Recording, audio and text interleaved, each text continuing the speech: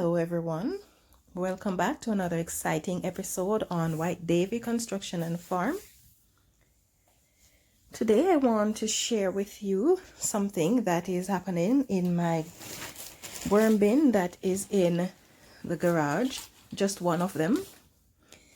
If you enjoy this video, please give me a thumbs up and don't forget to subscribe to my channel.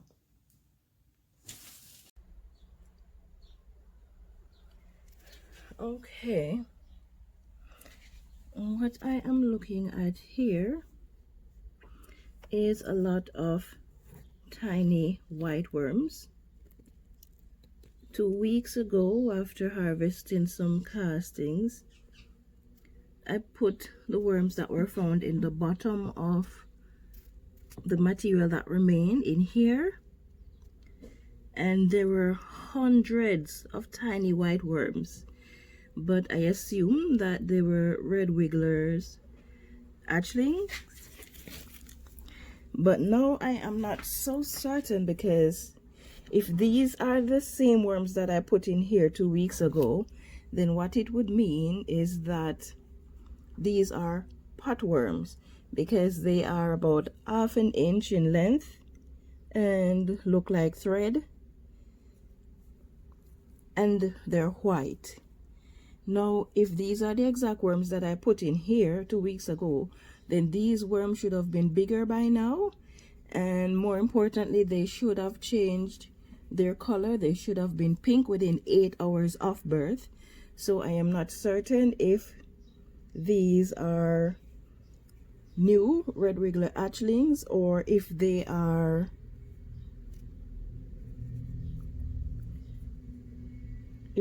potworms.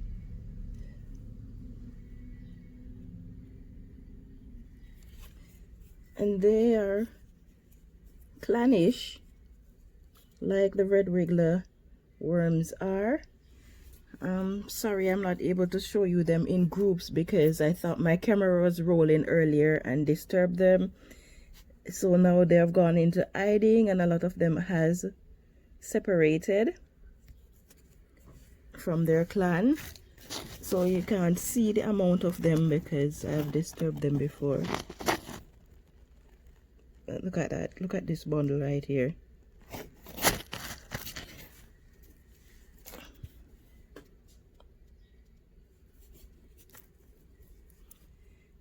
Now, if these are potworms, then that is not good for me, because I really don't want potworms. I want to have red wigglers in here, and just red wigglers. Of course, potworms are everywhere in all soil. It's just that because they're so small, a lot of time we tend to overlook them, but when they are in large quantities, then it is easier for us to take note of them.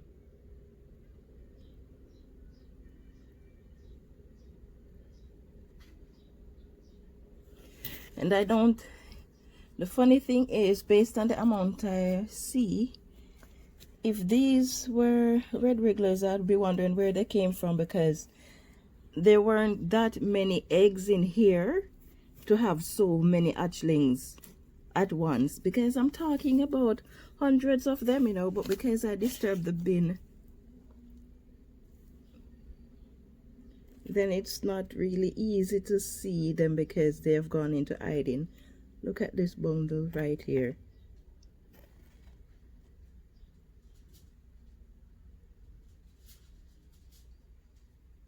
It's a whole clan of them. Here's another tiny bundle. I don't think there were that many eggs in here in the first place for... Oh, here's another bundle with them.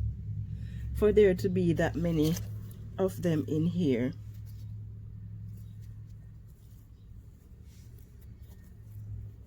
So now I'm going to just let them stay in this little area here.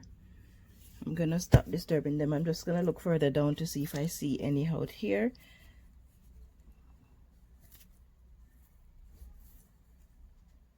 I am seeing some, but not as much. So it does appear as if these are the worms that I put in here a few weeks from the sifted castings, because when I put them in, I did not spread them out all over the bin, and these are still in that same location. So it would appear as if I'm having potworms, so I'm going to have to get rid of them. I was going to water this bin. I'm going to let it dry out a bit. The red wigglers can survive a little bit longer than they can, and potworms like acidic soil, so I'm going to have to put some eggshell in here to help neutralize the soil so that they won't like the environment too much. And also I'm going to get a few slices of bread, soak it in milk, and put it in here because they love that, so they're going to crawl on it and start eating. And then as they do, I will just take that bread out with them and put it in the garden. So I'm going to observe this area for a week to see if they have changed their pigmentation and if they have grown. If not, then I will treat this bin and get rid of them. Now I'm going to check on the rest of the bin.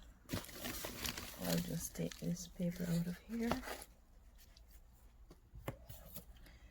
It is strange for someone who handles worm all the time. The only worms I enjoy handling with my hands are my red wigglers, my European and Canadian light crawlers, but anything outside of that I have absolutely no interest in. Oh, I am seeing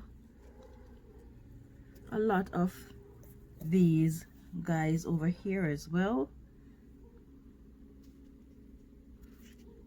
I'm just gonna get something more appropriate to stir this material to look.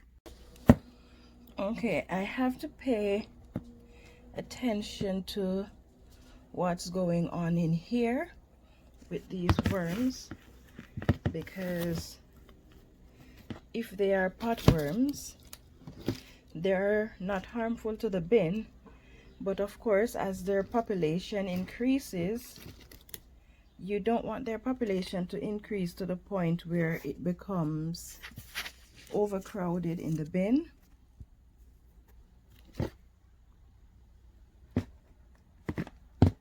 Because then you'd be increasing the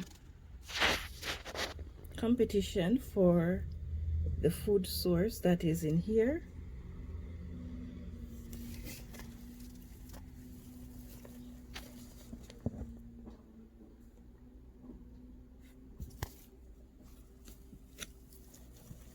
Oh my Lord.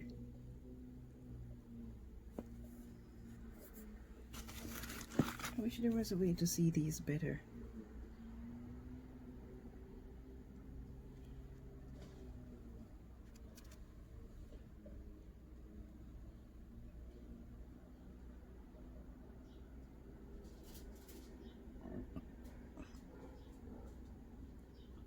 Can you see them?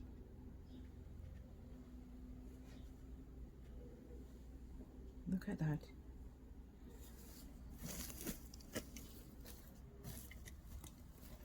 Oh, no, I am concerned. No, I am seriously concerned. There's just too many of them. Way too many of them. You know, I am actually tempted to just take this bin and empty it out into the garden, because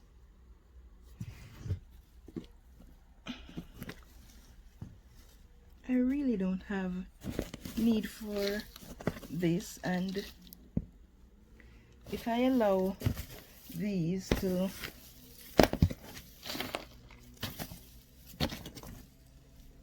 remain here, even if I get rid of a lot of them from the bin, but the amount that is going to be left in here, they can still breed up and have too many of them, and the population will just keep going. So I think that's what I'm going to be doing,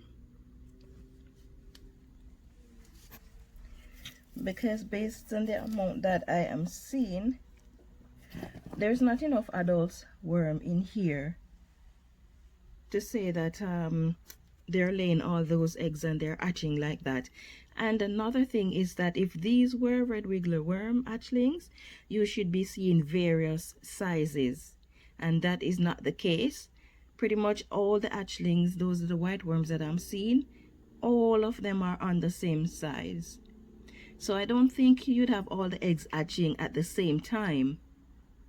So based on that, I'm going to assume that what I am seeing here is potworms.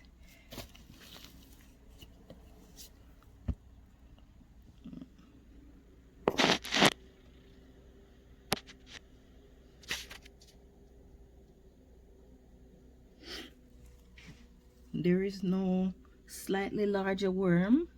There is no other worms with pigmentation in various sizes. There's just nothing to indicate that these are indeed red wiggler hatchlings.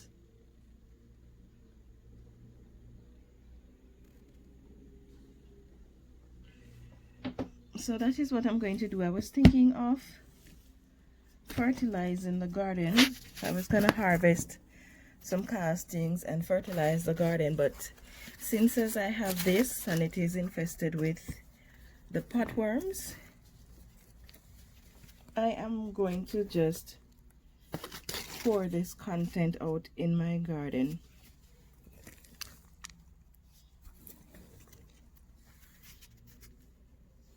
So those are the ways that you can get rid of the problems. You can empty the bin and start all over, or you can allow your bin to dry out a bit, not totally dry, because then your red wigglers will be affected too, but the potworms will die faster than the red wigglers, so you have a chance of rescuing the potworms if you of rescuing the red wiggler or whatever other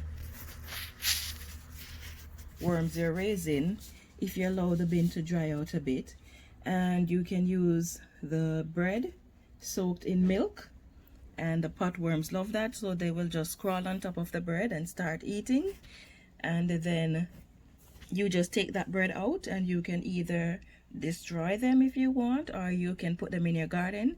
They're not harmful to the bin in any way, except if their population becomes too much, then you need to be concerned because of the competition for food.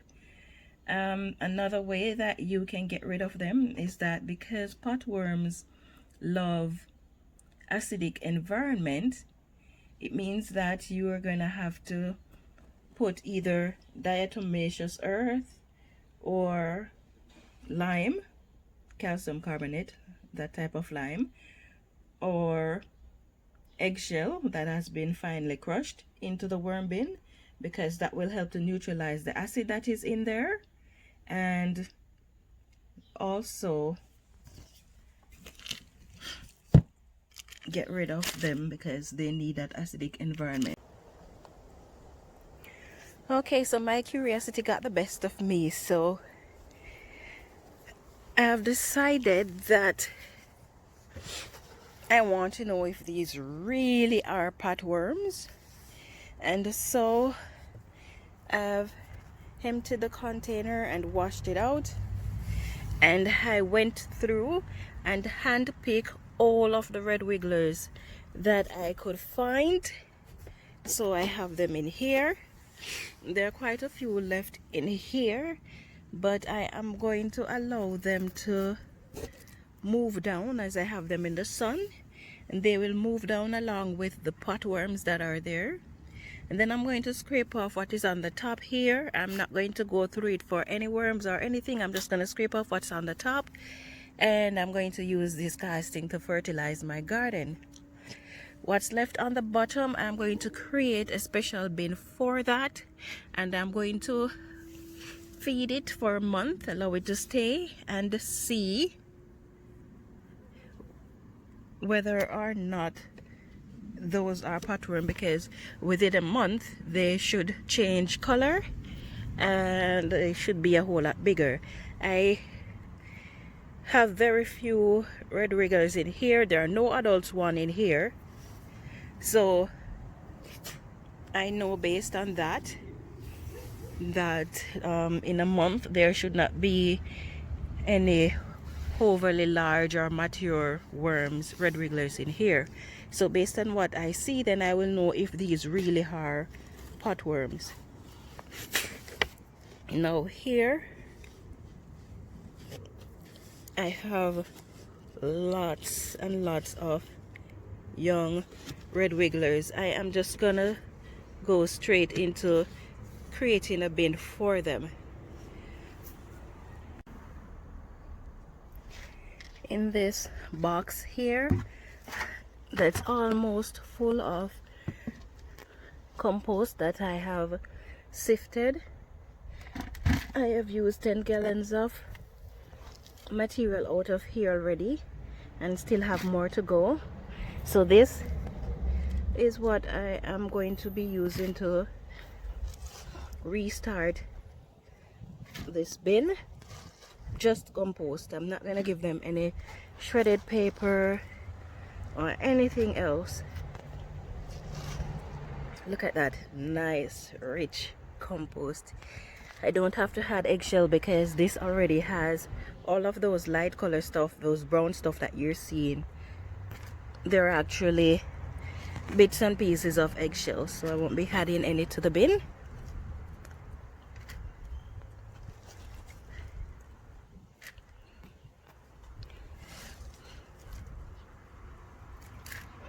Okay, I'm not gonna put a lot in the bin either. I want to be able to check on them and see how they are doing.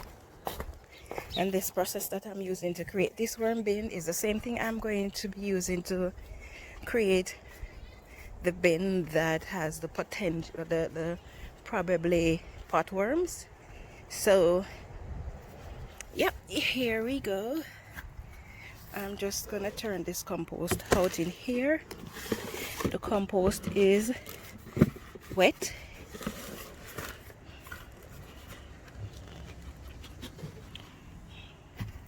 Nice. I just love the feel of sifted compost and castings.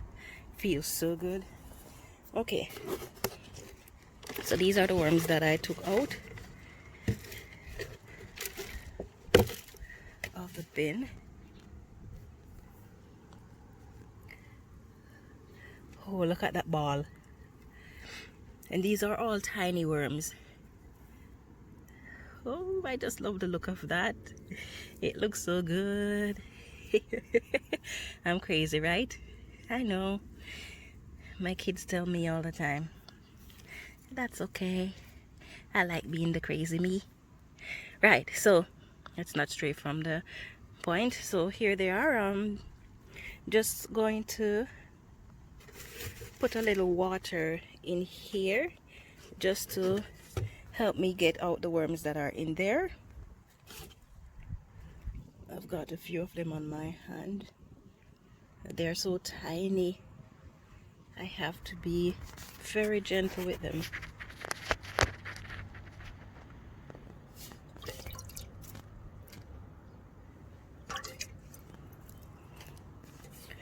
And they are hot. I can tell how hot they are because it is brutally hot here, as it has been for the past 3 days in a row. Let's see, did I get them all?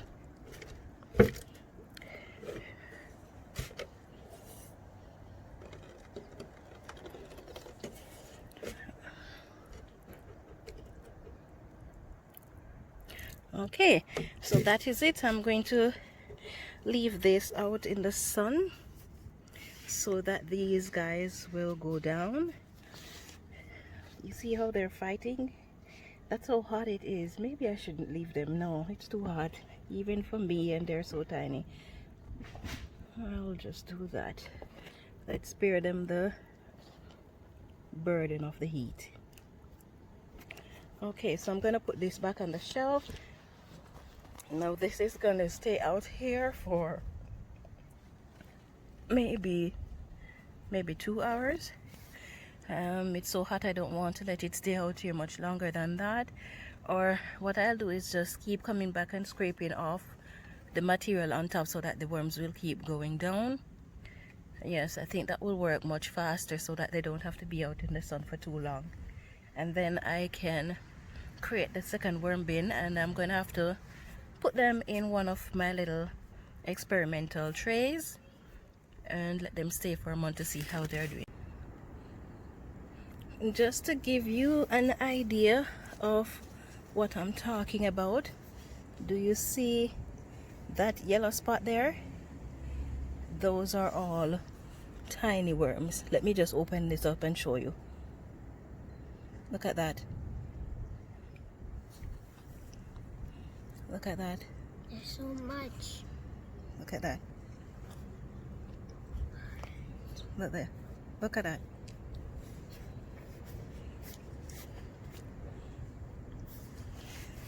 All of this I was able to gather together by putting the bin out in the sun, and I can still go through and see a lot of these guys still. So that's it, guys. Thank you for watching. If you enjoyed this video, please give me a thumbs up, share it with your friends, leave a comment in the section below. Don't forget to subscribe and turn on your notification for more informative videos like this. Have a wonderful day.